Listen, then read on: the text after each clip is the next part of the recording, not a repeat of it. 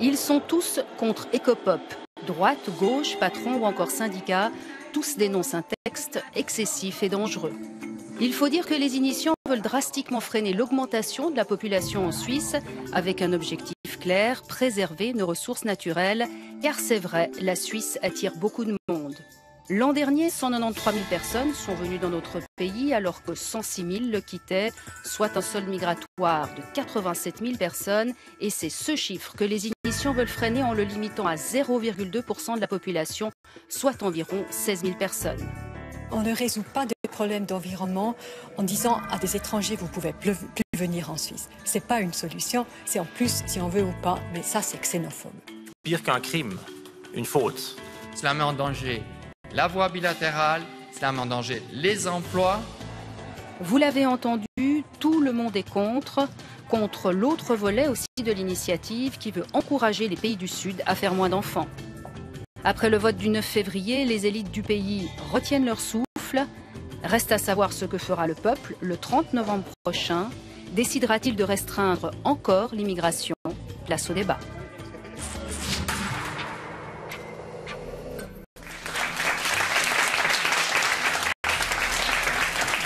Bonsoir, bienvenue sur le plateau d'Infrarouge pour cette soirée spéciale en direct et en public. Mêler immigration et protection des ressources de notre pays, voilà un cocktail explosif qui est à la base de l'initiative Ecopop dont nous allons débattre ce soir. Débattre avec vous sur Facebook et Twitter. Nous ferons à plusieurs reprises le point sur vos réactions, sur vos commentaires. Et puis nous débattrons aussi sur ce plateau avec nos 6 invités que je vous présente tout de suite. Avec nous ce soir, Étienne Piguet, il est professeur et spécialiste des migrations. Valentin Christ, vice-président des Jeunes UDC Vaudois. Christian Lucher est coprésident du comité d'opposants à Ecopop. Anita Messer est porte-parole d'Ecopop. Robert Kramer est vice-président des Verts. Et Philippe Roch, ancien directeur de l'Office fédéral de l'environnement. Mesdames, messieurs, merci beaucoup d'être avec nous.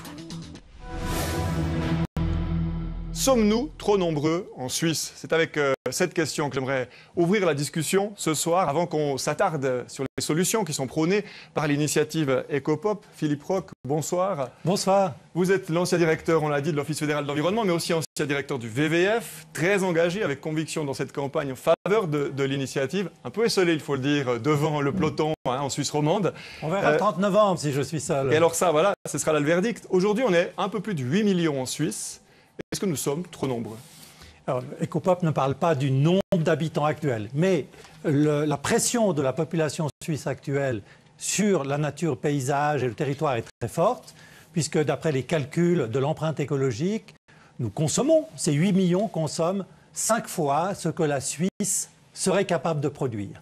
Donc il y a un déséquilibre flagrant entre population et ressources à l'intérieur de ce pays. Alors vous dites, on ne parle pas de chiffres, mais n'empêche, vous avez aussi dit que refuser de voir la réalité de la surpopulation, c'était un aveuglement coupable. Oui, c'est juste. Je veux simplement dire que le texte d'Ecopop, comme vous l'avez très bien présenté au début de l'émission, cherche à modérer l'immigration qui augmente encore cette population, mais il n'y a pas de réduction de la population suisse envisagée par Ecopop. Je tenais à préciser cela. Robert Kramer, bonsoir. Bonsoir. Vous êtes vice-président des Verts. Aujourd'hui, est-ce qu'on peut dire que la surpopulation, à vos yeux, menace la Suisse? Non, ce qui menace la Suisse, ce n'est pas la surpopulation, c'est la surconsommation. Du reste, les associations de protection de l'environnement ne s'y sont pas trompées. Toutes les associations de protection de l'environnement appellent à voter non à Ecopop en disant que cette initiative n'a rien à voir avec la protection de l'environnement. La protection de l'environnement, c'est arrêter de gaspiller, c'est ne pas se trouver dans la situation dont parlait très justement Philippe Roch, où on consomme 5 fois trop. Il faudrait consommer 5 fois moins. Et vous voyez bien que si vous voulez consommer 5 fois moins en diminuant la population, en Suisse, on ne devrait pas être 8 millions, on devrait être 2 millions. Ça n'a pas de sens. Ce qu'il faut faire, c'est que chacun d'entre nous, on arrête de gaspiller. Pas un problème de consommation, Philippe Roch, pas un problème de nombre de personnes, un problème de consommation. N'importe quel enfant d'école primaire pourrait faire cette équation, que la pression sur les ressources, c'est le nombre de personnes, leur niveau de consommation, fois leur niveau de consommation. Et on peut améliorer un tout petit peu cette équation si on augmente l'efficacité, ce que les Verts cherchent à faire avec leur initiative sur l'économie, qui est une bonne chose, mais c'est un des 3 points. Donc, on peut consommer moins Alors, moi, j'aimerais savoir ce qu'on fait aujourd'hui en Suisse pour consommer moins. On peut augmenter un petit peu l'efficacité Mais avec énergétique. votre calcul, alors pour que la Suisse soit viable et qu'on préserve les ressources telles qu'elles sont aujourd'hui, il faudrait combien de millions? De cela que parle Ecopop. Il ne faut pas détourner continuellement le débat. Ecopop se rend compte d'une situation qui est aujourd'hui excessive. Nous sommes pris dans une logique de croissance. Cette croissance est emballée. Et ce que cherche Ecopop, simplement, c'est de modérer cet emballement, de ralentir cet emballement pour que nous soyons dans une meilleure situation pour faire face à ce déséquilibre entre ressources et population. Ecopop ne prétend pas tout résoudre. Il apporte un élément de modération de cette croissance complètement folle et que plus personne ne maîtrise. Si on doit freiner Anita Messer, vous êtes porte-parole d'Ecopop, ça veut dire qu'il y a une limite quand même. Ça veut dire qu'il y a un moment où ce serait trop. On a établi effectivement une limite. On a mis 0,2% d'immigration. C'est une limite qui démontre... nombre de gens qui peuvent vivre de manière optimale sur ce territoire. C'est une limite qui démontre qu'on garde encore un peu d'ouverture par rapport à l'Europe de manière tout à fait modérée. Il ne faut pas oublier que le Conseil fédéral, lorsqu'il nous a vendu les accords bilatéraux, indiquait qu'on prévoyait à peu près 8 à 16 000 personnes par année en plus. Actuellement, en tout cas en 2013, on a 89 500 personnes en plus. Donc le Conseil fédéral est largement en dessous de la réalité. Et ici, il s'agit maintenant pour Ecopop de revenir à une situation qui soit viable à long terme pour la suite. Christian Lucher, ce qu'on entend, c'est que sur ce territoire donné, il y a un moment aussi où pour préserver les ressources naturelles, on ne peut pas aller au-delà d'un certain nombre. On doit augmenter ce nombre très lentement et en l'occurrence, aujourd'hui, il augmente trop vite. Qu'est-ce que vous en dites ? Alors, est-ce qu'il augmente trop vite ou pas? Le peuple suisse a déjà donné partiellement une réponse à cette question le 9 février en demandant une limitation de l'immigration. Je me suis battu contre cette initiative. Néanmoins, il faut bien considérer aujourd'hui que par rapport à l'initiative Ecopop, l'initiative du 9 février, qui visait à restreindre l'immigration, à limiter l'immigration massive, est beaucoup plus souple et surtout, elle tient compte également des besoins de l'économie puisqu'on fixe des contingents, mais ces contingents ne sont évidemment pas fixés dans la Constitution, ils sont ils sont réglés en fonction aussi également des besoins économiques. Et donc cette initiative Ecopop fixe un chiffre complètement arbitraire. D'ailleurs, si on entend M. Roch qui veut faire des comparaisons avec ce qu'on apprendrait à l'école, un enfant d'école comprendra lui aussi que si on consomme 5 fois trop par rapport à ce que nos ressources nous permettent de consommer, alors il faudrait diminuer x5 la population et donc revenir aujourd'hui à 2 millions. Et en réalité, c'est probablement la très grande faiblesse de cette initiative, c'est qu'elle traite l'être humain comme un problème. Or, l'être humain n'est pas un problème, il est source de richesse et de prospérité. Et en réalité, il faut plutôt se battre sur, comme l'a dit Robert Kramer, sur les matières et sur l'énergie. On sait, il y a un test de l'université, une recherche de l'université de Yale qui montre que la Suisse est numéro 1 dans ce domaine qui vise à limiter la consommation des matières et la consommation de l'énergie pour 1 franc de richesse produite. Nous sommes en tête de tous les pays du monde et c'est là le levier sur lequel on doit se battre. Il faut arrêter de traiter l'être humain comme un problème. Philippe Roch, il y a 2 choses qu'on entend chez Christian Lucher. L'humain est un problème pour l'initiative et cette Suisse à 2 millions, on l'a entendu chez vos 2 contradicteurs aujourd'hui, qui serait la Suisse viable ou idéale. Depuis le début de cette campagne, les opposants à l'initiative inventent une initiative pour la combattre tellement ils ont peu d'arguments sur l'initiative elle-même. L'initiative ne parle encore une fois pas des 8 millions ou des 2 millions. Elle constate un déséquilibre, elle fait une proposition pour apporter une modération dans cet emballement que nous connaissons aujourd'hui. Elle ne dit pas qu'elle va tout résoudre, elle veut ralentir cette croissance démographique qui est complètement démesurée, puisqu'on a eu l'année passée 100 000 personnes de plus en Suisse. Ecopop n'est pas un arrêt. Mais on divise par 5 la croissance démographique quand même. Non, pas du tout, on ne divise même pas par 2. On fait plus 1% aujourd'hui et là vous voulez 0,02. Oui, mais plus 1% net, il faut regarder ce qui sort et ce qui rentre de ce pays. Ce pays est heureusement un pays ouvert et l'initiative Ecopop ne conteste pas cela. Il y a beaucoup de gens qui sortent du pays, il y a beaucoup de gens qui rentrent. Et aujourd'hui, ce qu'on demande, c'est que ce bilan soit rabaissé. Mais avec Ecopop, en 2013, l'année passée, puisqu'on a les chiffres, on aurait pu accepter en Suisse 96 000 nouveaux étrangers, étant donné qu'il y en a beaucoup qui sont sortis, etc. Et cette dynamique, il n'y a aucune raison qu'elle s'arrête. Donc ce n'est pas du tout une initiative de fermeture. Si on applique Ecopop, on aura une augmentation de la population, avec les chiffres actuels, chaque année en Suisse, de l'ordre de 36 000 personnes, puisqu'il y aura à peu près 18 000 par Ecopop de bilan, plus les naissances, l'excédent des naissances, il y a beaucoup de naissances en Suisse, contrairement à ce qu'on dit souvent. 36 000 personnes, c'est une ville comme Fribourg. Alors, on reviendra sur chaque année. On va revenir Les professeurs de sur ces démographie chiffres. ils le disent, il n'y a pas assez de naissances précisément en Suisse. Une mère est à 1,5%, or il faudrait en moyenne 2,1 enfants par mère dans ce pays. D'ailleurs, il y a une étude démographique très intéressante qui a été faite par le professeur Philippe Vanner de l'Université de Genève, qui a mis en œuvre rétrospectivement votre initiative et qui est arrivé à la conclusion que si on avait appliqué ces chiffres à la fin de l'année 1945, votre initiative, aujourd'hui, on serait 5 millions. L'initiative...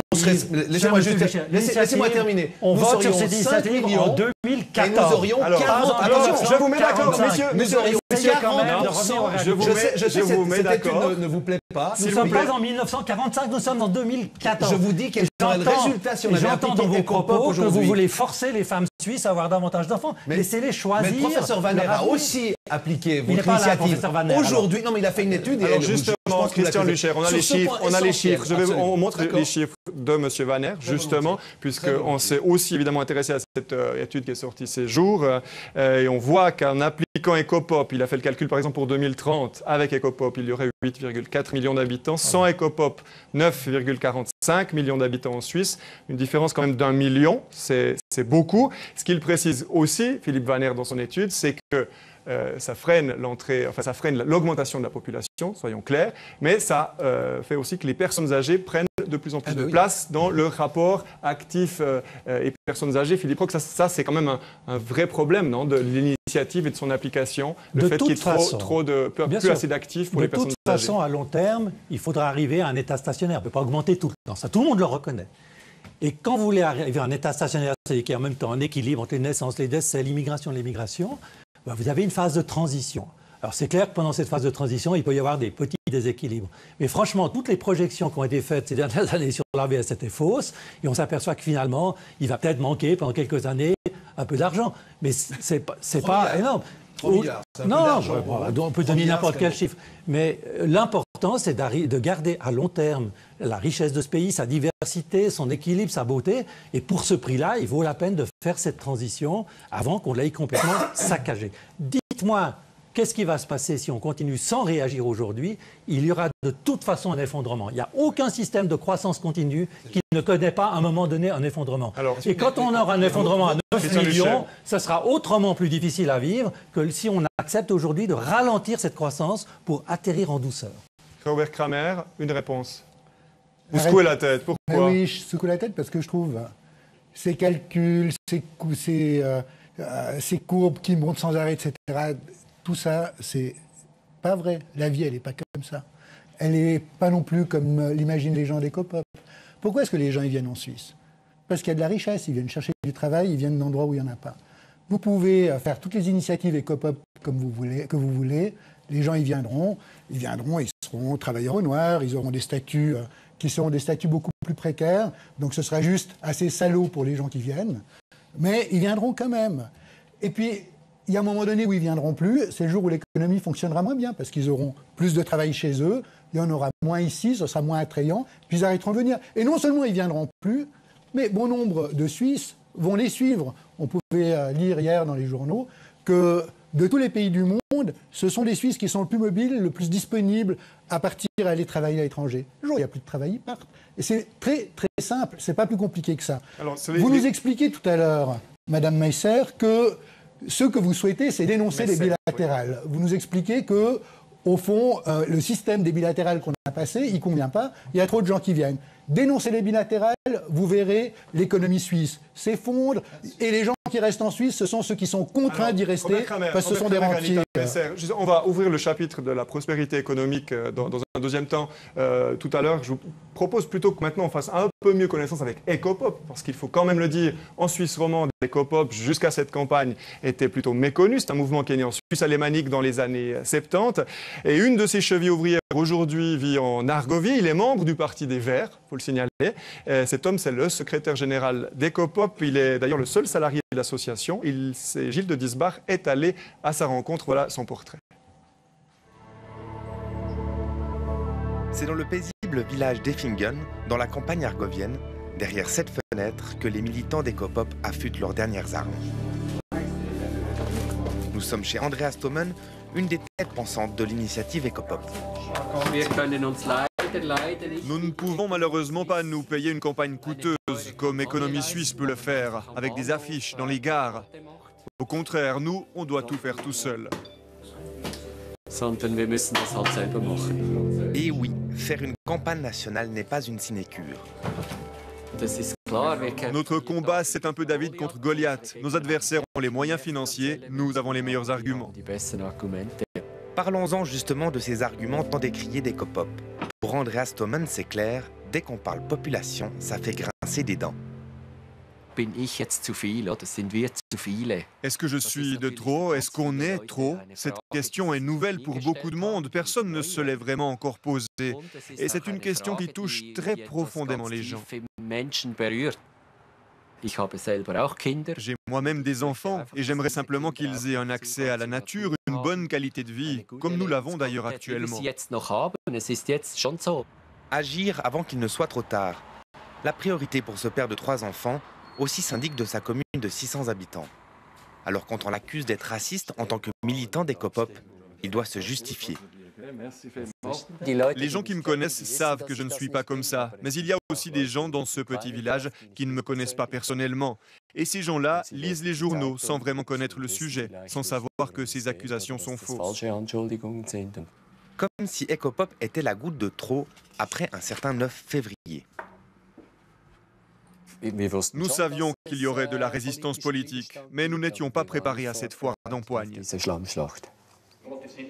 Pas de quoi décourager Andreas Thomen qui poursuit son combat, comme le soir venu à Baden, où il se retrouve à débattre face à Philippe Müller, président du PLR.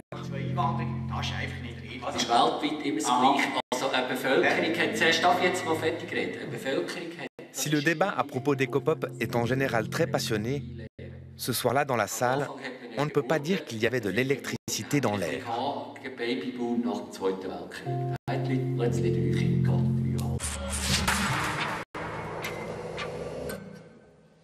Alors on espère que vous êtes plus nombreux devant votre télévision, hein, ça c'est sûr. Ce soir, on se bat beaucoup autour des chiffres dans cette campagne. Philippe Roch, j'aimerais revenir sur ce chiffre de 96 000 que vous avez utilisé tout à l'heure pour dire qu'il y a toujours un roulement, beaucoup d'étrangers peuvent venir en Suisse. On a vu, je vous propose de revoir ce graphique qu'on a diffusé tout à l'heure dans notre sommaire. Ecopop, ça n'est pas la fermeture du pays, mais il faut quand même être clair, c'est une réduction sévère de l'immigration par rapport à ce qu'on connaît ces dernières années. Regardez, 193 000 l'année passée donc, qui s'installent en Suisse, 106 000 qui la quittent. Le différentiel solde migratoire, 87 000 personnes en plus. Et avec Ecopop, si on applique le 0,2%, on est d'accord, le différentiel positif, c'est 16 000. On est d'accord sur ces chiffres. Voilà. Donc, au moins qu'on soit d'accord là-dessus. Il y a du mouvement. Il y a du mouvement, mais il y a beaucoup moins quand même de possibilités, si on appliquait ce 0,2 à ce qui s'est passé l'année passée, d'avoir une progression de la population en Suisse. C'est bien le but de votre initiative. Est-ce que je peux juste ajouter un mot à ce sujet, parce que vous avez tout à fait raison sur ces chiffres. Ce qui est important de comprendre à travers ces 96 000, etc., c'est de montrer qu'on ne ferme pas les frontières. Ce n'est pas quelque chose qui est contre les étrangers. C'est une modération, cette immigration. Mais ce n'est pas quelque chose qui se positionne contre les étrangers. Sauf que l'immigration, Philippe Roch, c'est quand même 80% des étrangers. Pas forcément, puisqu'ils viennent de l'extérieur. Justement. Non, mais puisque si on était contre les étrangers, on aurait limité l'entrée. Ce n'est pas du tout ça qui se passe, puisque, comme je vous le disais, en 2013, 96 000 auraient pu venir. Et nous, on adore les étrangers, il n'y a pas de problème avec tous les étrangers qui sont en Suisse aujourd'hui. Il y a 2 millions d'étrangers qui vivent en Suisse aujourd'hui. Ils sont bienvenus. Ecopop ne les concerne absolument pas, ne les touche absolument pas. Anita Messer, quand Simonetta Sommaruga dit xénophobe, de toute façon, le terme étranger ne fait pas partie du texte de l'initiative, ça c'est une première chose. Le texte ne concerne pas les 2 millions d'étrangers qui vivent ici. Et à l'évidence, les gens qui ont rédigé le texte de l'initiative, les gens qui font partie d'Ecopop, dont moi, qui suis aussi d'un père étranger, ne sont pas des xénophobes. Christian Lucher, vous êtes d'accord avec cette analyse ? Oui, moi j'aime pas qu'on traite des initiants de xénophobes, ça me gêne, je dois dire. Je ne fais pas partie de ceux qui utilisent cet argument, mais il y a quand même un problème fondamental que votre initiative ne résout pas, c'est qu'à supposer qu'elle soit acceptée, on a l'année prochaine ou dans 2 ans, on a 2%, et on arrive au mois d'août, et puis ces 2% sont déjà revenus en Suisse. Il faudra m'expliquer comment vous empêchez par exemple des Suisses de rentrer à la maison. On voit qu'en ce moment, il y a des désordres mondiaux qui font que certains Suisses de l'étranger pourraient tenter de revenir.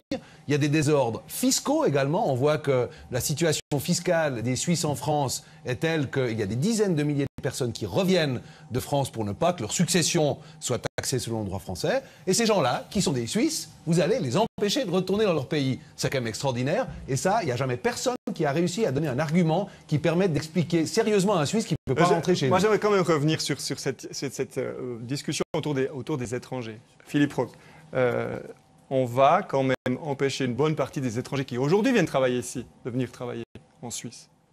Non mais attendez, au-delà de cela, il y Non, a aussi mais on quelque est chose dans de l'exécution faux de dans ce la loi. débat. On peut y venir. Moi, j'en parle volontiers. Mais je suis navré sur ce point, ça joue pas. Les Suisses, les migrants qui viennent ici, d'après les règles, d'après la libre circulation, ils viennent parce qu'ils ont un contrat de travail et après ils peuvent entrer. C'est ça le mécanisme. Et tout à l'heure, Christian Lucher disait à juste titre, ou même aussi Robert Kramer, c'est le moteur de tout ça, c'est l'économie. On est bien d'accord. Et ça, la question se posera, si on a le temps de l'aborder tout à l'heure, sur comment mettre en œuvre l'initiative si elle passe. Et c'est clair qu'un des éléments essentiels, c'est l'économie. Là, on a aussi beaucoup d'éléments qui peuvent montrer qu'on peut... L'économie, elle n'est pas tellement de votre côté, M. Roch. Excusez de vous le dire. Écoutez, l'économie, elle appartient à tous les citoyens. Vous avez raison. Tous les citoyens de ce pays font partie de l'économie. Je ne connais aucune personne qui est active dans l'économie qui soit favorable à votre initiative. Vous avez l'habitude de vous approprier l'économie. Pas du tout, pas du tout. Mais oui, l'économie, c'est moi. L'économie, c'est tous les citoyens de ce pays. Et c'est ceux qui veulent venir travailler aussi. Qui vous empêchez de venir travailler. Qu'ils soient 6 ou étrangers, c'est ça l'économie. Alors, il y a des moyens de modérer l'économie. Alors, je ne sais pas si on se démarre sur ce débat sur l'économie, parce que j'ai aussi quelques chiffres à apporter.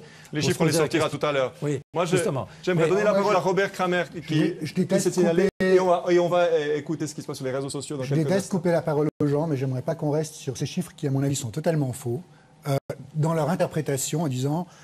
Il y a 180 000 personnes qui rentrent, il y a 100 000 personnes qui sortent. Alors vous voyez, il y a toujours des gens qui vont rentrer, etc. C'est totalement faux. C'est pas comme ça que ça va se passer. Et il vous suffit de voir comment les choses se passent là où il y a peu de mobilité. C'est ce qu'on appelait avant le troisième cercle et le deuxième cercle. Bref, tous les gens qui doivent avoir des autorisations pour venir en Suisse et qui ne font pas partie des pays de l'Union européenne. Eh bien, ces gens-là, quand ils rentrent, ils ne sortent plus. Parce qu'ils savent que s'ils sortent, ils ne pourront plus re-rentrer. Et dès l'instant où il y a une initiative de ce type qui passe, la mobilité, elle se réduit comme une peau de chagrin. Il n'y a pratiquement plus personne qui sort du pays, parce que les gens savent que lorsqu'ils sont sortis, ils perdent un droit, ils perdent ce droit d'établissement qu'ils avaient.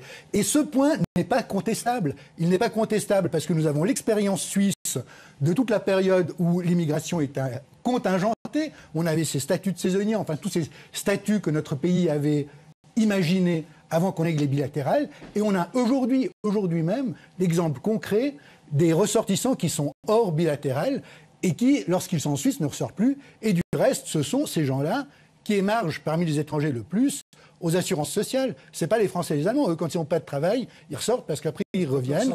En revanche, les Sud-Américains non. Donc, cette affaire est totalement fausse sur la mobilité. Je constate... Réponse brève, s'il vous plaît, Philippe. Je constate que Robert Kramer parle d'un avenir imaginaire. Moi, j'ai des chiffres de 2013. C'est aujourd'hui 2013. 106 000 personnes ont quitté ce pays. C'est ce qu'on vient de montrer. C'est ce qu'on vient de montrer. Oui, mais il faut quand même rappeler les choses quand on sent. Et puis les Suisses, ces fameux Suisses qui rentrent, ces fameux. Monsieur Lucher. Je parle de chiffres qui sont statistiques, Monsieur Lucher. Je n'invente pas des choses. Les fameux Suisses qui rentrent tous au pays. En 2013, il y a 28 000 Suisses qui sont partis, il y en a 26 000 qui sont rentrés. Un équilibre presque parfait. Et de toute façon, là, il faut quand même le dire. Je suis quand même étonné que des juristes aussi éminents que les deux qui nous font face trompent les gens comme ça. Tout Suisse qui est à l'étranger peut rentrer au pays quand il le veut. Il y a une garantie constitutionnelle que personne ne peut rentrer. C'est la liberté d'établissement. C'est une liberté constitutionnelle. Or, vous faites rentrer dans la Constitution un article qui dit exactement le contraire. Voilà, de même rang. Du coup, alors, il ne faut pas nous dire que les Suisses ont un droit qui est contredit par un article de la Constitution. De t'entendre dire ça. C'est très bien qu'il y a dans toute la Constitution des intérêts concurrents et qu'il y a des posés d'intérêts et que le droit d'établissement des Suisses dans leur pays a évidemment valeur supérieure sur toutes les autres. Alors, les Suisses, et qu'ils s'installent en Suisse ou qu'ils nous suivent de l'extérieur, on va aller les écouter. Avec vous, Géraldine Jacot, ce soir, vous êtes notre œil sur les réseaux sociaux. Depuis le début de cette émission, qu'est-ce qui s'y passe ? Il se passe beaucoup de choses. L'émission a commencé très fort, beaucoup de réactions, beaucoup de messages avec des questions et des coups de gueule, il faut le dire, avec pas mal de réactions de citoyens qui craignent le bétonnage du paysage, à l'image de celui-ci. Moins d'immigration, moins de construction et plus de nature, c'est ça la vraie vie, pas la croissance qui bétonne tout. Et l'impact d'Ecopop soulève aussi beaucoup d'inquiétudes autour de l'immigration, de l'emploi et du logement, à l'image de ce deuxième message qui affirme « La Suisse déborde, nous sommes le pays le plus petit qui accueille le plus d'étrangers ». Ok, on en reste là pour l'instant et on va enchaîner avec vous, Étienne Piguet. Vous êtes géographe, vous êtes spécialiste des migrations. Tout à l'heure, Robert Kramer a dit, finalement, si on met en pratique Ecopop, on va figer le pays. Les gens ne vont plus oser en sortir, ceux qui y sont installés. Vous avez la même analyse, vous qui connaissez bien les mouvements de personnes? Alors, sur ce point précis, je partage son opinion. Il y a une erreur dans vos calculs, c'est que vous considérez les sorties comme une constante. Et il y a quand même toute une série de travaux qui montrent que les sorties sont quand même proportionnelles aux entrées. J'ai pris des chiffres 2013, je n'ai pas inventé comme vous des choses dans l'avenir. Vous n'avez rien inventé du tout. Statistiques 2013, c'est pas compliqué. Vos chiffres sont parfaitement corrects pour Alors, 2013. Je donne des chiffres faux. On va laisser parler M. Piguet qui vient d'arriver. Oui, mais il me quand même bien qu'il ne nous accuse pas de mensonges alors qu'on dit des choses qui sont établies et qui sont... Vous prenez 2013, vous prenez des chiffres qui sont parfaitement corrects. Merci. Ensuite, vous proposez, à partir de la mise en œuvre de l'initiative, de réduire le solde migratoire. Mais vous posez l'hypothèse, et ça c'est une hypothèse, que les sorties vont rester constantes alors que les entrées diminuent. Et ça, c'est invalidé par la recherche sur les flux migratoires, pas seulement suisses. Mais on sait très bien qu'une bonne partie des sorties sont dues au fait que ce sont des personnes qui retournent dans leur pays assez rapidement après être arrivées. Donc là, on n'a pas une constante. Donc effectivement, la première année, vous allez réduire l'immigration. Il y a des gens qui auront prévu de repartir, qui partiront. Mais très rapidement, après quelques années, on aura une forte diminution des retours. Et c'est là qu'effectivement, il faut quand même dire que la proposition d'Ecopop, on peut en discuter, mais il ne faut pas dire que ce n'est pas une réduction drastique de l'immigration. C'est une réduction drastique de l'immigration. Ensuite, on peut discuter pour savoir si on la veut ou si on ne la veut pas. Mais elle est drastique, c'est très clair. En perspective historique... Et je suis d'accord avec vous. Vous suivez Simonetta Sommaruga et d'autres qui disent xénophobe. J'ai absolument pas dit que c'était une initiative xénophobe. Je pose la question. Je pense que il y a eu un vote le 9 février sur une initiative qui prévoyait des choses comme la priorité nationale, qui avait un caractère, effectivement, anti-étranger. Je n'ai pas vu de tels termes dans l'initiative Ecopop. Donc de ce point de vue-là, je crois qu'on peut évacuer ce débat parce qu'il n'est pas central. Il y en a d'autres qui sont beaucoup plus intéressants parce qu'Ecopop pose certaines bonnes questions. Par contre, les réponses, malheureusement, qui sont proposées, sont complètement inadéquates. Le fait de freiner l'augmentation de la population, pour vous, n'est pas utile pour la préservation des ressources à l'avenir dans ce pays, à long terme? Alors, on a à l'échelle mondiale actuellement un problème, qui est un problème assez grave, qui est celui des nuisances qu'on impose à l'environnement, en particulier émissions de CO2 qui génèrent un réchauffement climatique qui, si on continue, va être insoutenable. Donc ça, c'est très clair. Et c'est bien qu'on puisse en discuter, entre autres, parce que Ecopop pose cette question.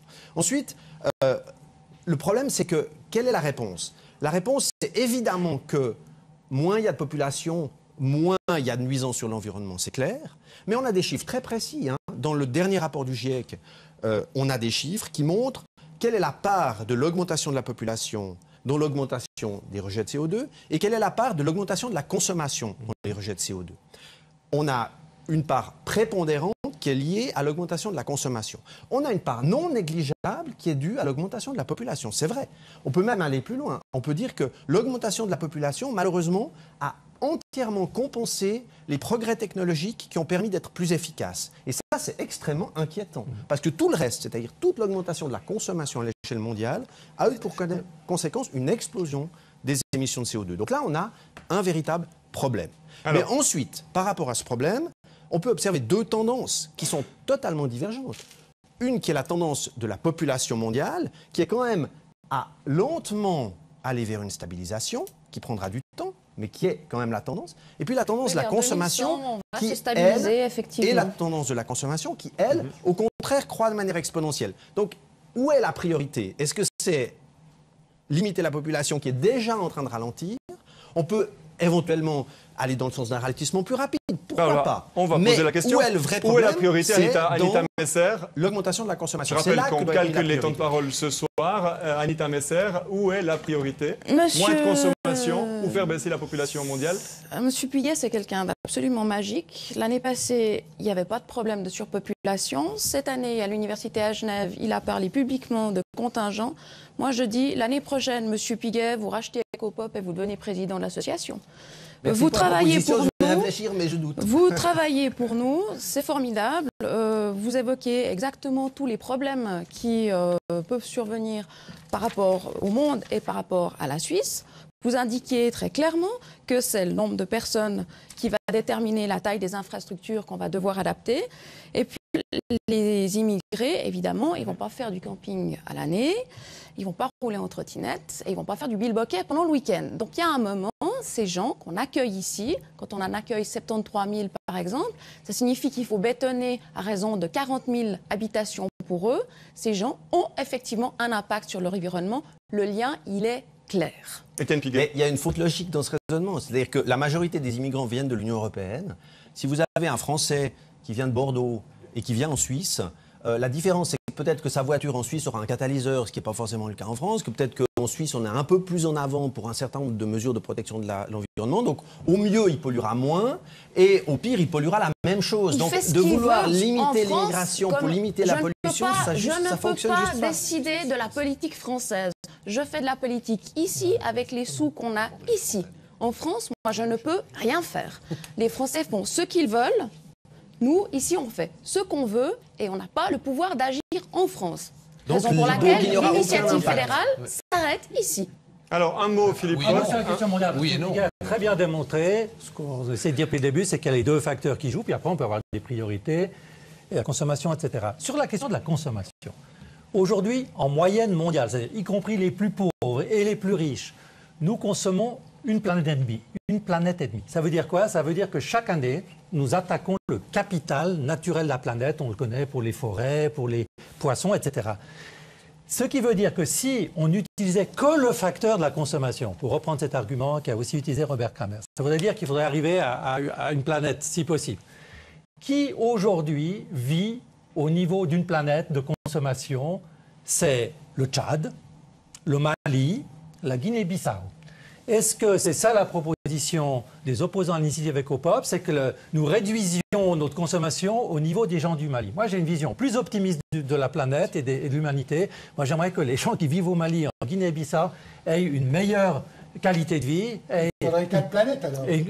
Justement, c'est pour ça qu'il faut limiter la population. Alors, c'est votre but, Robert Kramer. Robert Kramer, c'est votre but de réduire la consommation au niveau du Mali ou du Tchad? Oui, c'est ce qu'il propose. Ou bien, on peut dire les choses un peu différemment. On peut dire, au niveau de la Suisse en 1964, avec, à l'époque, vous vous en souvenez, des outils qui gaspillaient un maximum. J'entends avec une technologie qui n'était pas celle que nous connaissons aujourd'hui. Bien sûr que c'est possible.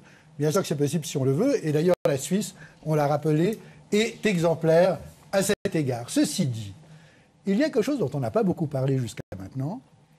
Vos studios sont à Genève. Et à Genève, on sait comment Genève s'est développée. C'est-à-dire, on a très peu construit à Genève, mais on a développé la ville de l'autre côté de la frontière. En d'autres termes, nous avons un gros trafic frontalier. Tous les jours, il y a 500 000 passages aux frontières du canton de Genève. 500 000. Ecopop ne dit pas un mot sur les frontaliers. Elle dit qu'il faut essayer de trouver un équilibre avec la population résidant en Suisse. C'est ce qui est écrit dans le texte de l'initiative. Et on parle ensuite de la population résidant de manière permanente. Je trouve qu'il est important de citer cette initiative. Population résidant de manière permanente. En d'autres termes, Ecopop envisage, sans autre, qu'on puisse avoir des villes qui se constituent tout autour de la Suisse et des villes dans lesquelles habiteraient des gens qui ne résident pas en Suisse, mais qui viennent travailler en Suisse. Et ça, c'est un effet certain de votre initiative. Alors, je peux si me l'économie permettre ne s'écroule de vous traduire, on sous-traite les problèmes juste de l'autre côté de la frontière. Oui, et on ajoute des problèmes de mobilité et on ajoute énormes. les problèmes. Anita Messer, j'aimerais répondre à cette oui, question. mais monsieur Roch, il y a aussi Mme Messer qui doit s'exprimer. Et une capacité d'imagination illimitée. D'abord, Ecopop... C'est simplement citer le texte de l'initiative. Non, parce que tu affirmes des choses qui se passeront dans le futur. Moi, je n'ose pas faire des choses On se tutoie ce soir, j'entends. Oh, nous sommes des vieux copains. Donc, alors, allez-y, continuez. Non, mais Ecopop ne s'occupe pas des frontaliers. Ecopop s'occupe d'un problème problème, d'un point, il ne pourrait pas s'occuper de tout et ça n'a jamais été l'intention. Maintenant, j'aimerais quand même demander à Robert Kramer, puisqu'il ces frontaliers le dérangent tellement. Oui, il ne dérange pas. Et ceux, franchement, qui viennent de Gex travailler à l'ONU, ils font moins de trafic que ceux dans d'autres cantons.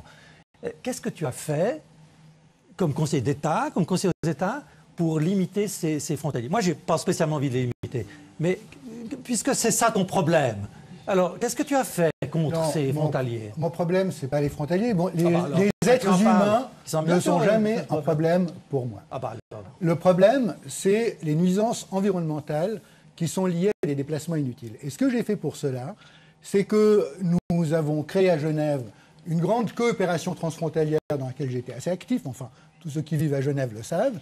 Et l'un des points importants de cette coopération transfrontalière, c'est non seulement d'essayer de résoudre les déplacements en essayant de développer le ferroviaire dans la région, mais c'est aussi de donner des impulsions pour que l'on construise à Genève.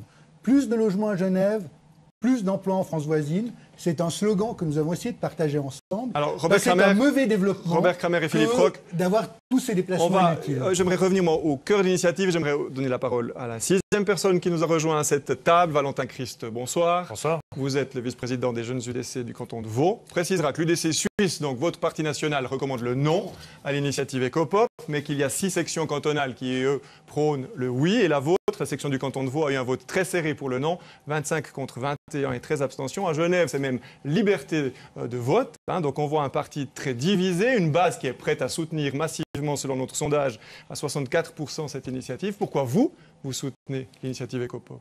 Tout à fait. Alors, pour l'anecdote, je précise quand même que les jeunes UDC Vaud auxquels j'appartiens ont laissé la liberté de vote sur ce sujet. J'appartiens aussi à la section de l'UDC de Lausanne-Ville qui, elle, a recommandé dans une assemblée générale il y a 3 semaines de ça un vote très clair en faveur d'EcoPop. Et je rebondis sur ce qui a été mentionné comme réaction du public, des gens qui nous regardent tout à l'heure via les réseaux sociaux, où on voit des gens qui s'inquiètent, je dirais, du bétonnage généralisé de notre pays. Et c'est une préoccupation qui est légitime. Je ne pense pas qu'il faut réduire la question de l'environnement à une considération globale. C'est assez paradoxal de le dire comme ça, mais je crois que les gens ont aussi le droit de se poser la question de l'environnement au sens plus étroit, au sens plus suisse du terme, c'est-à-dire dans une perspective plus limitée à notre pays. Donc la question qui est véritablement posée par EcoPop, ce n'est pas la question de l'immigration, c'est la question de la surpopulation, fondamentalement. D'ailleurs, c'est indiqué dans l'entête de cette initiative. Je crois qu'avec la politique qu'on mène aujourd'hui, on est en train de bétonner massivement nos cités, on défigure nos villes, on crée des cités dortoirs en périphérie, on voit plein de petites communes qui sont en train de s'agrandir à une vitesse extrêmement rapide en construisant des choses affreuses pour loger plein de pendulaires. Et on bétonne nos campagnes. Je vous rappelle le chiffre de 1 mètre carré par seconde de terre agricole qui est bétonné en Suisse. Finalement, le 30 novembre, ce qu'on va pouvoir décider, c'est de fixer un niveau d'immigration qui va nous permettre de préserver la qualité de vie de tout le monde. Et c'est ça qui compte. Et on voit que dans les récentes décisions populaires sur la révision de la loi sur l'aménagement du territoire, sur l'initiative Weber, mais encore d'autres, montrent que finalement les citoyens sont de plus en plus soucieux de cette qualité de vie. Et ils ont le sentiment diffus au sein de la population qu'il y a quelque chose qui est en train de leur échapper et que leur pays est en train de muter de façon incontrôlée. Alors, Christ, on a dit qu'on allait ouvrir ce chapitre prospérité économique.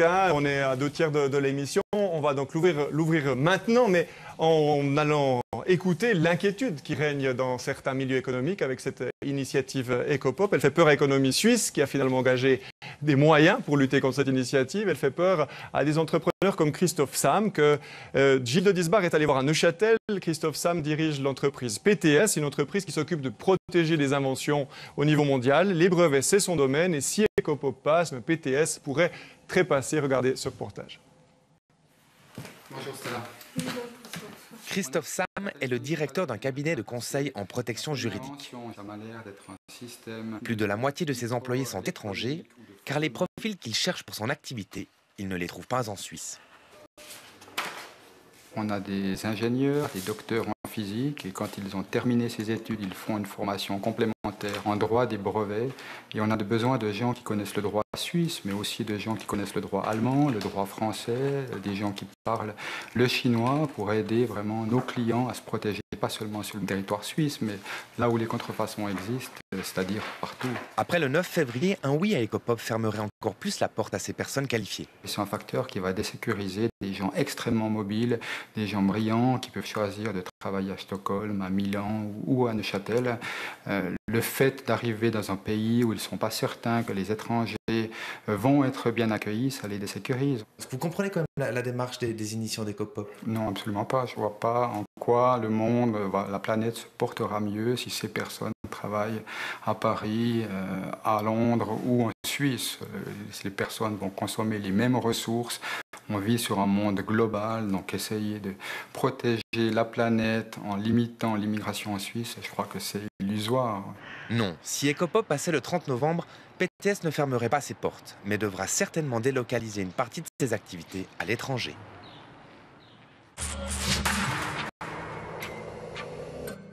Anita Messer, une réaction. Beaucoup de patrons sont inquiets avant cette votation du 30 novembre, privés d'oxygène, encore un peu plus après le vote du 9 février. Qu'est-ce que vous leur répondez?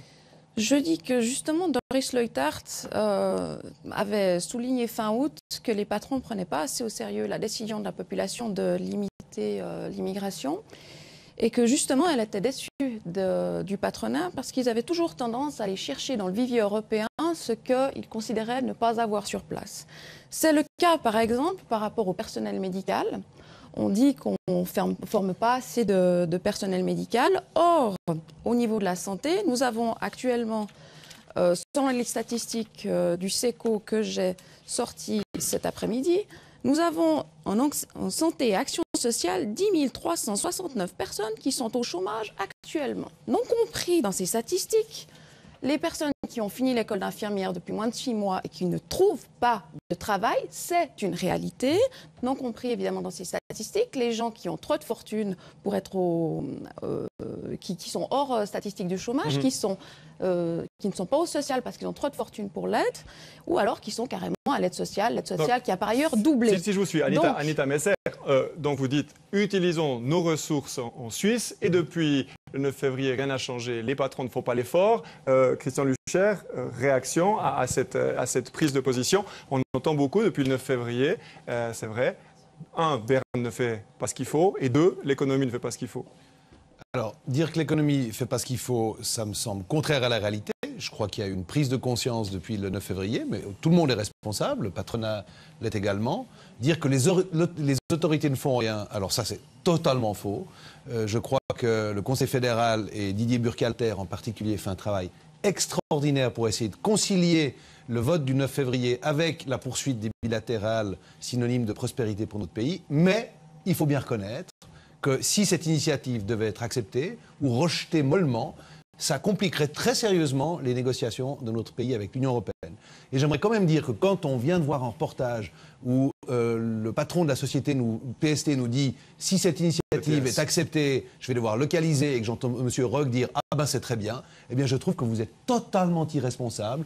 Vous êtes en train d'envoyer la Suisse droit dans le mur. Et je le répète une fois encore, parce que les gens doivent le savoir, si votre initiative est acceptée, et c'est le professeur Vaner, je suis sûr que M. Pig ne va pas me contredire, en 2050, l'âge de la retraite sera à 81 ans. Alors si c'est ça que vous voulez, dites-le franchement, mais nous ne voulons pas ça, nous voulons un pays prospère, avec des assurances sociales prospères, dont vous avez tous profité, dont vous profiterez tous. Et il y a un côté un tout petit peu égoïste dans cette initiative. Quand j'entendais le secrétaire de Coopop dire « moi je suis dans ma petite commune avec 600 habitants, j'ai fait mes 3 enfants, je suis très heureux », et d'essayer d'empêcher les autres, et même les Suisses, d'accéder à cette prospérité, eh bien vous n'êtes pas xénophobe, mesdames et messieurs, mais vous êtes vraiment des égoïstes. Philippe Roch. On est en plein mirage. De nouveau, on parle de 1940 puis de 2050. Mais je regarde la réalité d'aujourd'hui. Aujourd'hui, l'économie dispose en Suisse de 180 000 demandeurs d'emploi. 180 000 demandeurs d'emploi aujourd'hui en Suisse. Est-ce qu'il n'y a pas là-dedans le réservoir qu'il faut pour apporter le personnel nécessaire à l'économie? Apparemment, ce patron dit non, oui, lui, mais par ce exemple. patron Lui pas. qui tord en plus notre initiative, qui dit une bêtise telle que... Ceux qui ont contre vous disent des bêtises. Non, mais laissez-moi m'expliquer, monsieur Lucher, vous aurez le temps après. Ce monsieur, et je reprends ses propres paroles, excusez-moi.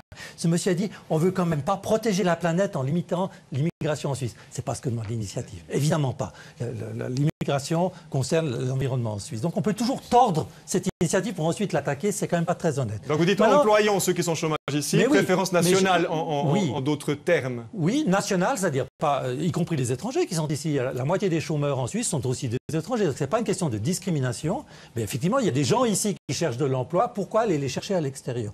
Puis la question des gens qualifiés. Est-ce que nos universités ne sont pas capables de former les ingénieurs, les juristes dont on a besoin. Elles sont parmi les premières au monde. C'est quand même extraordinaire. Mais je constate quand même, si je prends l'exemple de la médecine, on doit importer chaque année des quantités de médecins parce qu'on n'a pas assez en Suisse. Ça fait des dizaines d'années qu'on a introduit un numerus clausus. On a introduit un examen supplémentaire pour les élèves qui ont fait une maturité en Suisse, qui est un examen, une formation très complète. On fait un examen supplémentaire pour limiter les étudiants et à la fin de la première année, on élimine le 75% d'entre eux, pas parce qu'ils ne sont pas capables, mais parce qu'on n'a pas les places d'accueil. Alors, on empêche des jeunes Suisses de se former dans le domaine médical par des artifices, puis après, on va chercher ces médecins à l'étranger. Alors, qu'on ne vienne pas nous dire qu'on va ficher en l'air l'économie avec Ecopop. Il faut remettre de l'ordre dans ce pays d'abord, prendre conscience de ces problèmes et les résoudre. Et ça, c'est le travail de nos parlementaires. Qui demande une réponse, Christian Lucher. Il faut mieux former ceux qui sont ici et les engager et finalement arrêter d'aller les chercher à l'extérieur. On a eu cette discussion le 9 février, on a l'impression que rien n'a changé à ce niveau-là. On a la même discussion là. Mais il faut bien reconnaître aujourd'hui que notre pays, s'il veut continuer à avoir la prospérité qui est la sienne, doit avoir recours à des employés formés de l'étranger. C'est comme ça. C'est une réalité.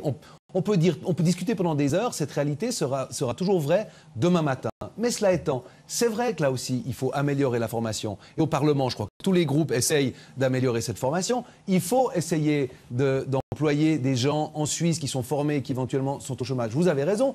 Comme vous avez aussi raison de dire que le bétonnage est un problème. Mais ce n'est pas votre initiative qui va résoudre ces problèmes. On a des lois, on a des mécanismes législatifs. On a même eu un vote populaire sur la question du bétonnage. Et tous ces problèmes-là, ils sont en passe d'être réglés. Mais votre initiative, une fois de plus, elle apporte une réponse catastrophique à des problèmes qui sont réels et que nous sommes en train de traiter. Valentin Christ, on entend ce qui se passe sur les réseaux sociaux aussi pendant cette émission, c'est qu'on dit Ecopop, c'est une bonne solution pour donner une leçon à la Berne fédérale et au Conseil fédéral. Vous vous placez dans la même situation, faire appliquer plus vite le 9 février. Non, mais je crois que cette idée de vouloir entre guillemets, jouer une espèce de dichotomie entre le peuple et les autorités fédérales me paraît assez déplacée. Moi, je reviens quand même par rapport aux promesses du Conseil fédéral quand on a accepté la libre circulation des personnes. C'était en 2000. On nous a dit, oui, alors, ça va servir pour l'économie à importer les travailleurs hautement qualifiés dont la Suisse a besoin. On nous parlait à l'époque de 8 à 16 000 personnes par année. Aujourd'hui, on est à un chiffre 10 fois supérieur, on est à 80 000 personnes par année. Donc, la libre circulation des personnes, à la base, a été prévue comme un moyen pour les entreprises, comme je l'ai dit, de faire venir ces travailleurs hautement qualifiés, comme on a pu le voir dans le reportage. Mais aujourd'hui, c'est un principe qui a été complètement dévoyé et qui sert simplement à faire du dumping salarial. Et moi, je m'étonne quand même de la contradiction dans le discours des adversaires de cette initiative, parce que les groupes politiques auxquels appartiennent M. Lucher et M. Kramer sont les premiers à nous dire que c'est un scandale que les jeunes aient de la difficulté à s'insérer sur le marché du travail, c'est un scandale que les seniors aient de la difficulté à trouver un emploi lorsqu'ils se retrouvent au chômage. Et en même temps, ces mêmes personnes refusent d'accepter cette initiative, refusent de contrôler davantage l'immigration, alors qu'en réalité, c'est là qu'est la racine du problème. Donc au lieu d'attaquer le problème à la racine, on est en train de couper quelques branches qui dépassent. Robert Kramer. C'est pas la racine du problème. Et j'aimerais qu'on vienne sur autre chose. Qu'Ecopop soit extrêmement nuisible pour l'économie suisse, je crois que c'est même pas un objet de débat, c'est une évidence. Alors après, on peut trouver qu'on a une croissance économique débridée, que ce serait bien de la freiner, que si on était plus pauvre, on serait plus riche. De tout cela, on peut discuter, mais qu'Ecopop soit nuisible pour l'économie, ça tombe sous le sens. Moi, j'aimerais revenir sur ce qui préoccupe les gens qui vous envoyaient des messages, et notamment la problématique du bétonnage du pays. Ça, c'est un vrai sujet de préoccupation. J'espère que vous allez en parler à un moment donné. Oui, mais bien sûr, mais on en a parlé à un moment donné. On n'en a jamais parlé. Et moi, j'aimerais quand même conclure cette discussion sur la prospérité économique, quand même. Parce qu'on a parlé de formation. Étienne Piguet, vous êtes aussi professeur, vous voyez ça. Est-ce que le pouvoir politique a été entendu ou le pouvoir du peuple, est-ce que le peuple est entendu par le pouvoir politique? Vous avez l'impression?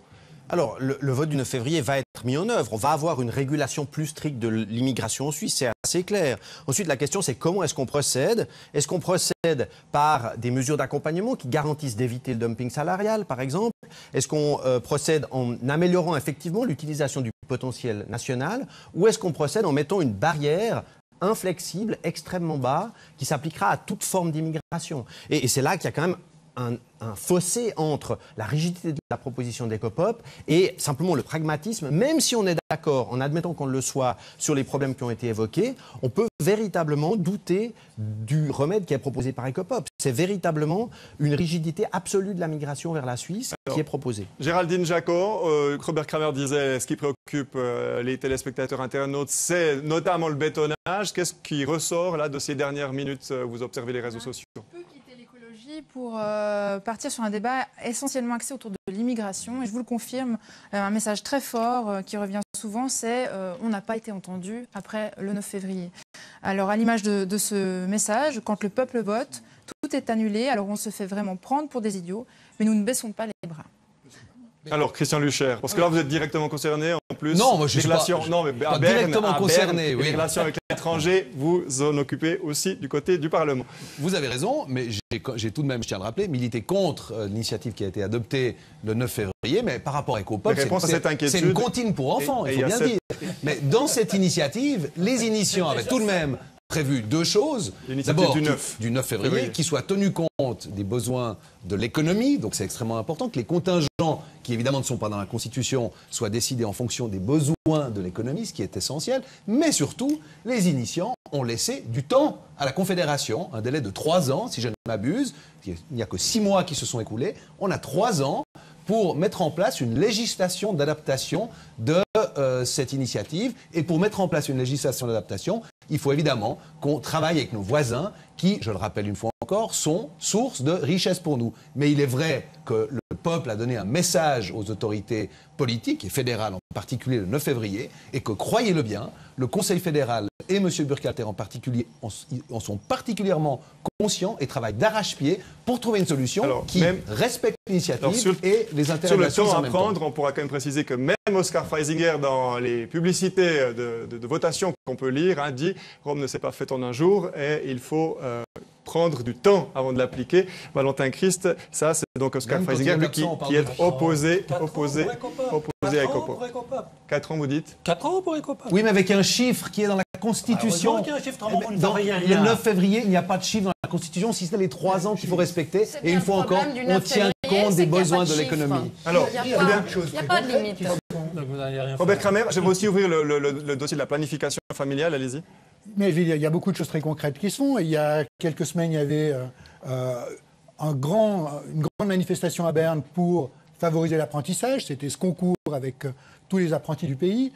Nous avons voté il y a 1 an sur une initiative qui vise justement à diminuer le bétonnage, augmenter les densités des constructions. C'était au mois de mars 2013. Maintenant, il faut les mettre en œuvre et c'est tout content à le faire. Donc, il y a un tas de choses qui se font. Vous avez entendu Mme Sommaruga parler du travail et notamment du travail féminin. Donc, il y a énormément de choses qui se font. Il faut aussi que les mesures qui sont prises déploient leurs effets. Et en matière de bétonnage, il faut quand même dire une chose, c'est que les bétonneurs, ce sont les gens du pays, ce sont les Suisses. J'ai ici un rapport qui montre que seuls les ménages étrangers ne représentent qu'un peu plus de 6% de l'ensemble des propriétaires fonciers. C'est le Conseil fédéral qui le disait dans son message contre l'initiative de l'immigration de masse. En d'autres termes, les lotissements, ils ne sont pas faits par les gens qui arrivent, ils sont faits par les gens qui sont là. Tous ces déplacements que vous voyez dans tous les sens, ils sont faits par là. Et le dernier chiffre, moi, qui m'a frappé... Ce sera le dernier. Et ce sera le dernier, j'espère, de ce débat, parce que ces chiffres, c'est insupportable. On peut vivre différemment, c'est une question de volonté politique. Si on décidait en Suisse de vivre comme dans le Grand Londres, c'est pas si horrible, après tout, les gens y vont en vacances. Eh bien, on pourrait concentrer toute la population du pays, 8 millions d'habitants, sur 1/5 du canton de Zurich. Alors, on a et compris tout le reste, l'image, ce serait pour les loups, les ours, les chasseurs, et tous les amoureux de la nature. On a compris l'image, mais il faut quand même qu'on ouvre ce dossier de la planification. Si vous êtes très bref, mais très bref, vous promettez. Vous avez compris que Robert Kramer est en plein rêve. En plein rêve. Qu'est-ce qu'on fait pour faire toute la Suisse sur un 5e Zurich? On contredit, on est en plein rêve. On a bien compris le sens de mettre toute la Suisse sur un 5e Zurich. On a dit conclusion, on est complètement dans l'imaginaire, évidemment. On a dit bref, c'est important dans cette initiative. C'est le volet qui fait tiquer plutôt les ONG. On les a lus aussi ces derniers jours. EcoPop veut que la Confédération consacre 10% de l'aide au développement à la planification familiale volontaire. Anita Messer, est-ce que c'est notre rôle de Suisse d'aller nous mêler finalement de la démographie hors de ce pays finalement? Vous disiez, on doit résoudre les problèmes ici. Est-ce que cette proposition-là n'est pas à contre-courant, justement? Il y a un budget à la DDC et on le consacre déjà partiellement, à raison de 69 à 88 millions cette année, déjà pour la direction du développement et de la coopération, exactement, DDC. Pour la planification familiale volontaire. On n'innove rien du tout, on aimerait simplement que ce budget soit rehausser. Parce qu'on sait qu'un franc investi dans la planification familiale volontaire, c'est 2 à 3 francs d'économiser dans l'aide au développement. Donc on sait, puisqu'on est intelligent en Suisse et on est très pragmatique, on sait qu'en investissant dans la planification familiale volontaire, on fera des économies. Alors ça a l'air cohérent, Étienne Piguet. C'est extrêmement cohérent. Il n'y a pas une mécanique de ce type-là. On peut tout à fait, dans certains pays, dans certains cas, inclure dans une politique de développement des mesures pour la santé des femmes, pour l'éducation des femmes, pour la planification familiale, qui sont très efficaces. Mais de vouloir ancrer un chiffre dans la Constitution à ce sujet, c'est juste ridicule. Il faut laisser les experts du développement faire au cas par cas une politique adéquate. Et dans certains cas, effectivement, ça peut inclure du planning familial, il n'y a aucun doute. Mais le décréter constitutionnellement, à ce moment-là, on peut décréter n'importe quoi dans la Constitution. Ce n'est pas à ça que sert la Constitution. Ne pas le mettre dans la Constitution, Philippe Roch. Malheureusement, c'est le Parlement qui oblige aujourd'hui les initiants à mettre des chiffres. Parce que le Parlement fait tout lorsqu'il n'est pas d'accord avec une initiative pour l'éviter. On l'a vu avec l'initiative Franz Weber, s'il n'y avait pas eu ce 20%, qui est aussi désagréable dans la Constitution, on n'aurait rien fait à Berne. Et si aujourd'hui il n'y a pas 10%, on ferait... Tout le monde est contre dans ces gens qui profitent de cet argent, toutes ces organisations d'entraide ne veulent pas de ça. Si on ne les oblige pas à faire ce travail, ils ne le feront pas. Et je vous rappelle que c'est quand même le Fonds des Nations Unies pour la population qui le demande. Il y a 220 millions de femmes dans le monde qui souhaitent avoir accès à des moyens de planification familiale et qui n'y ont pas accès. Et le Fonds pour les Nations Unies demande davantage de moyens pour atteindre cet objectif. Ça n'est rien d'extraordinaire et c'est aider à l'émancipation des femmes les plus pauvres sur la planète. Question... En parachutant des moyens contraceptifs dans ces pays qu'on va résoudre. C'est évidemment pas ce que demande EcoPop. Ne parle pas de ça. Il parle de favoriser. C'est écrit noir sur blanc dans l'initiative de favoriser la contraception. On peut juste le lire noir sur blanc. Vous parlez tous noir sur blanc. Mais lisez donc, le texte. Noir sur blanc consacre à la coopération internationale 10% au moins du financement de mesures visant à encourager la planification familiale volontaire. Encourager la planification familiale volontaire. Ça n'a rien à voir. D'accord. Sur la distribution de préservatifs. Et c'est là qu'on voit le relent. Vous êtes obligé de mentir sur le texte pour pouvoir Monsieur Roch, tellement il est bon, ce Monsieur Roch, texte. depuis le début de ce débat, quiconque dit le contraire de vous est un rêveur ou un menteur. C'est assez compliqué de débattre Monsieur avec Lucher, vous. je Mais me maintenant, réfère on au va parler texte. du relent colonialiste de votre initiative. J'aimerais juste l'aborder pendant quelques secondes, parce que vous parlez de planification familiale volontaire. Mais volontaire selon qui? Selon vous. Non. Mais vous voulez aider Encourager. des gens dans des pays en disant, ben voilà, volontairement, dès demain, vous allez prendre telle mesure de contraceptive, etc. Et si le pays vous dit non, ah non, non, mais nous les Suisses, on sait ce qu'il vous faut exactement. Pas du tout, il Et s'agit de créer le les président conditions. Monsieur Roch, laissez les autres parler aussi, s'il vous Oui, plaît. mais vous Le racontez président de la tellement de bêtises Confédération qu'il faut quand même un petit peu aujourd'hui, réagir. le président de la Confédération aujourd'hui, qui est probablement aussi érudit et intelligent que vous, Monsieur Roch, a fait un article très intéressant et très réfléchi dans le temps, dans lequel il dit ce qu'il faut promouvoir, c'est la nutrition, la scolarisation, la santé, l'égalité et travailler avec les pays et les moyens, effectivement. Mais il propose l'efficacité au lieu de l'idéologie. Mais vouloir imposer ce planning familial volontaire à des pays qui, par hypothèse, n'en veulent pas, On a compris c'est votre du propos, colonialisme. Christian Lucher. Imposé. Sur On une a base compris. volontaire. Vous savez lire? Volontaire pour qui? On n'impose Philippe Roch. rien. On Philippe n'impose Roch. rien. On veut créer les conditions de réalisation de cette réalité d'émancipation des femmes, dont on est si fiers d'avoir atteint les objectifs ici. Et ces conditions, c'est celles que vient de décrire Christian Lucher, c'est de donner aux femmes un niveau de développement, d'éducation et d'accès à la santé qui leur permet de choisir. C'est déjà le cas. C'est ce que nous disons. Nous demandons simplement une augmentation de ces moyens parce que le Fonds des Nations Unies pour la population demande cette augmentation parce qu'il est empêché d'aller jusqu'au bout de cet objectif. Pour quel bénéfice pour la Suisse, à part ça, Philippe Roch? Est-ce qu'il y a un bénéfice pour la Suisse à moyen terme? Non, il n'y a pas de bénéfice pour la Suisse. C'est notre coopération de développement, c'est la solidarité que nous avons avec les femmes les plus pauvres qui habitent cette planète. Donc le secrétaire d'EcoPop peut faire ses 3 enfants, tout va bien. Je suis affligé que l'on ose avoir ce débat ce soir. Ce matin, vous pouviez lire dans la presse, moi je l'ai lu dans le temps, que précisément ce que ça donne, ces mesures de planification familiale volontaire. Ça se passe dans un village en Inde, 10 femmes qui sont mortes par des mesures de contraception, 70 ou 80 qui sont gravement handicapées, et ça se passe maintenant, et ça se passe précisément à travers ces campagnes de planification familiale volontaire. Depuis quand la DDC qui a financé ces opérations en Inde? De la mauvaise Est-ce que c'est la DDC qui a financé ce que l'on peut lire ces aujourd'hui dans la opérations en presse. Inde? Et je trouve simplement indécent. Tu inventes continuellement des réalités capable parce que tu n'es pas capable d'affronter cette initiative.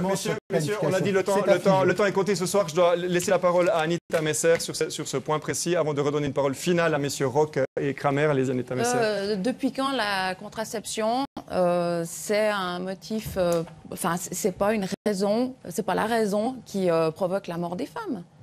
On parle de contraception, on parle pas d'avortement. L'avortement, c'est après. Nous, on est là avant. On porte. Alors, je ne sais pas ce qui s'est passé, je ne sais même pas si la DDC était impliquée, je ne connais pas le dossier, je ne sais pas. Ça tombe comme le. Ouais. Ça tombe comme le. Enfin, ça sort, c'est le petit lapin qui sort du chapeau, tout d'un coup, il y a des femmes qui sont mortes en Inde. N'importe quoi. Ok, de toute façon, évidemment, c'est difficile de connaître en détail cette situation-là. Messieurs Roch et Kramer, vous avez commencé le débat, vous allez le terminer, mais dans l'autre ordre. Je commence par vous, Philippe Roch, c'est le mot de la fin. Si vous devez convaincre un indécis aujourd'hui de voter oui à Ecopop, à cette initiative. On a essayé de faire peur à ceux qui soutiennent l'initiative en disant vous allez vers un avenir catastrophique. Vous avez vu aujourd'hui la preuve supplémentaire, mais qu'on voit, que notamment les parlementaires n'ont aucune intention de faire quoi que ce soit dans ce domaine. Le seul moyen de sauver le prunier politique pour qu'il agisse enfin sur ces questions de croissance démographique, économique, c'est de voter pour Ecopop. Et ensuite, on commencera à voir un peu de mouvement dans cette direction. Voter Ecopop, c'est le seul moyen d'arriver à maîtriser notre croissance dans les années à venir. Robert Kramer, vous avez les mêmes 30 secondes pour encourager le non à cette initiative. Je serai plus bref. Je dis simplement qu'Ecopop, c'est une initiative qui n'a strictement rien à voir avec la protection de l'environnement. C'est juste une initiative qui dit qu'on veut rester entre soi.